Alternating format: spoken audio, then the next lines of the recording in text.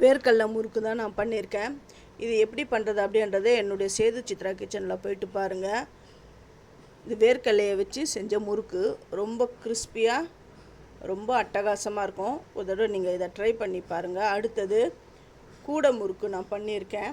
கூடை முறுக்கும் அப்புறம் அந்த மிஷினில் சுற்றுறது, மிஷினில் அந்த நாப்கின் மேக்கர் சின்னது எல்லா மார்க்கெட்லேயும் கிடைக்கிது. இது ஆன்லைனில் கூட இந்த முறுக்கு மிஷின் கிடைக்கிது.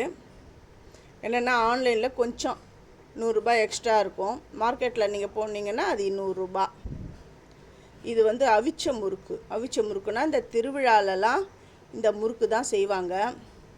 இந்த முறுக்கு செஞ்சுட்டு அவிச்சு அப்புறம் வெயிலில் காய வச்சு பொரிக்கிறது. இது வந்து கொழுக்கட்டைனா கலர்னால் இது வந்து கலர் பொடி சேர்க்காத கொழுக்கட்டை. சங்குப்பூவில் தான் நான் பண்ணியிருக்கேன். நல்லா சாஃப்டான மெத்துன்னு இருக்கும், நல்ல ஸ்பாஞ்சியான கொழுக்கட்டை. அடுத்தது வந்து பன்னீர் முறுக்கு பண்ணியிருக்கேன். அதுக்கடுத்தது சங்குப்பூ முறுக்கு. இது வந்து இந்த நாப்கின் மேக்கரில் பண்ணின இந்த ரிப்பன் பக்கோடா அச்சில் பண்ண முறுக்கு தான் இது.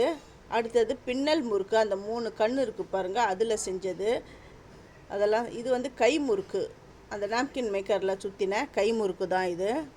இதெல்லாம் நீங்கள் உங்கள் வீட்டில் ட்ரை பண்ணி பாருங்கள். விதவிதமாக இந்த முறுக்கு செஞ்சு பசங்களுக்கு கொடுங்க. இது வந்து ஓம்பொடி முறுக்கு. இதுவும் நான் வீட்லேயே செஞ்சது தான். வீட்டில் என்னென்னா அந்த அச்சில் இல்லாமல் பண்ணது இது ஆஸ் யூஷுவல். இது வந்து தேன் குழல்.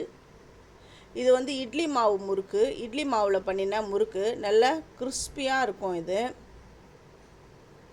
இந்த ரெசிபிஸ் எல்லாமே என்னுடைய சேது சித்ரா கிச்சனில் நான் போட்டிருக்கேன். நீங்கள் போயிட்டு பாருங்கள். அப்படியே ஃபஸ்ட்டு பார்க்குறவங்க சப்ஸ்கிரைப் பண்ணலைன்னா சப்ஸ்கிரைப் பண்ணிவிட்டு பாருங்கள்.